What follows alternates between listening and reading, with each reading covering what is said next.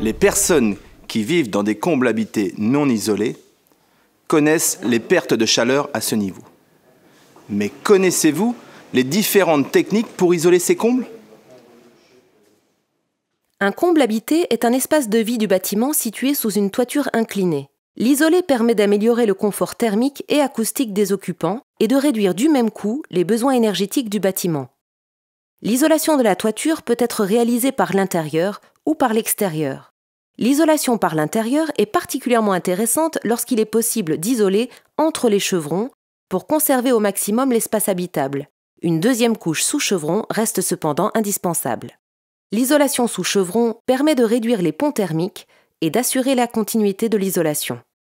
Lors de la mise en œuvre de l'isolation entre les chevrons, il faut vérifier la présence d'un écran de sous-toiture HPV.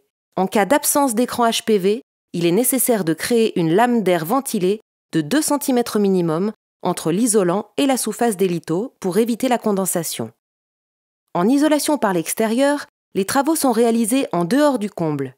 L'aspect initial de la charpente est conservé et l'espace habitable n'est pas diminué. Il existe 2 principales techniques d'isolation par l'extérieur. Le sarking, qui permet d'envelopper d'isolant de manière continue toute la surface de la toiture en contact avec le comble et de diminuer considérablement les ponts thermiques structurels.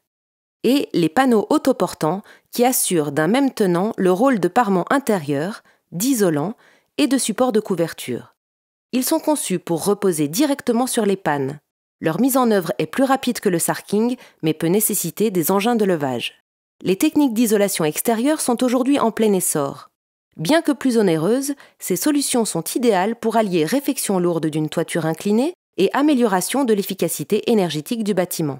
L'isolation extérieure reste plus complexe et plus longue à mettre en œuvre que l'isolation par l'intérieur et peut nécessiter l'intervention d'un bureau d'études pour les calculs de charges ainsi que pour la réalisation du calpinage.